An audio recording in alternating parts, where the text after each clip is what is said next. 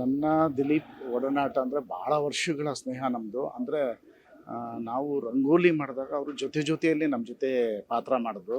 ಅದಾದಮೇಲೆ ಹಾಗೆ ಆ ಸ್ನೇಹ ಮುಂದುವರಿತು. ಎಲ್ಲೇ ಸಿಕ್ಕಲಿ ಯಾವುದೇ ಪ್ರಾಜೆಕ್ಟ್ ಮಾಡ್ತಿದ್ರು ತುಂಬ ಪ್ರೀತಿಯಿಂದ ಮಾತಾಡ್ತಿದ್ದೋ.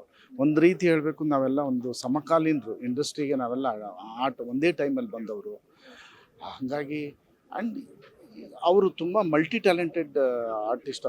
ಅವ್ರಿಗೆ ಡಬ್ಬಿಂಗ್ ಬರ್ತಿತ್ತು, ಮತ್ತು ಆ್ಯಕ್ಟ್ ಮಾಡ್ತಿದ್ದ, ಡೈರೆಕ್ಟ್ ಮಾಡ್ತಿದ್ದ.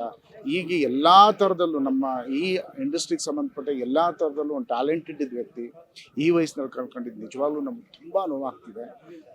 ಇಂಡಸ್ಟ್ರಿಗೆ ಒಂದು ಲಾಸ್ ಅಂತ ಹೇಳಬೇಕು. ಈ ಥರದವ್ರು ಹೋದಾಗ ಇಂಡಸ್ಟ್ರಿಗೆ ಒಂದು ಲಾಸ್. ಒಳ್ಳೆ ಪ್ರೊಡಕ್ಷನ್ಗಳು ಮಾಡ್ತಿದ್ರು. ಇವಾಗ ಸೀರಿಯಲ್ಗಳಂತೂ 2 ಪ್ರೊಡಕ್ಷನ್ ತುಂಬಾ ಚೆನ್ನಾಗಿತ್ತು, ಒಳ್ಳೆ ಪ್ರೊಡಕ್ಷನ್ನು. ನಾವು ಮಿಸ್ ಮಾಡ್ಕೋತಾ ಇದ್ದೀವಿ, ನಿಜವಾಗ್ಲೂ ಮಿಸ್ ಮಾಡ್ತೀವಿ. ಇಲ್ಲ, ಈ ಫಂಕ್ಷನ್ಗಳು ಸಿಕ್ಕಿದ್ದು ಅಷ್ಟೇ ನಮಗೆ. ಇತ್ತೀಚೆಗೆ ಅವ್ರು ತುಂಬಾ ಬ್ಯುಸಿ. ಅವನು ಎಲ್ಲ ಪ್ರೊಡಕ್ಷನ್ ನೋಡ್ಕೊಳ್ಳೋದು ಮತ್ತು ಎಲ್ಲದರಲ್ಲೂ ಬ್ಯುಸಿ ಇದ್ದಿದ್ದರಿಂದ ಅಷ್ಟಾಗಿ ಸಿಗ್ತಿರ್ಲಿಲ್ಲ. ಎಲ್ಲೇ ಫಂಕ್ಷನ್ಗಳು ಸಿಕ್ಕಿದಾಗ ನಾವು ಮಾತಾಡ್ತಿದ್ವಿ. ನೀವು ಸಣ್ಣ ಆಗ್ಬೇಕಲ್ವಾ, ಅದು ಒಂದು ಉತ್ತಮ ಆಹಾರದಿಂದ ಸಣ್ಣ ಆಗ್ಬೇಕಲ್ವಾ. ಪ್ರತಿದಿನ ನಮ್ಮ ಜೀನಿ ಸ್ಲಿಮ್ನ ಯೂಸ್ ಮಾಡಿ ಯಾವುದೇ ಸೈಡ್ ಎಫೆಕ್ಟ್ ಇಲ್ದಂಗೆ ನೀವು ಸಣ್ಣ ಆಗ್ತೀರಾ.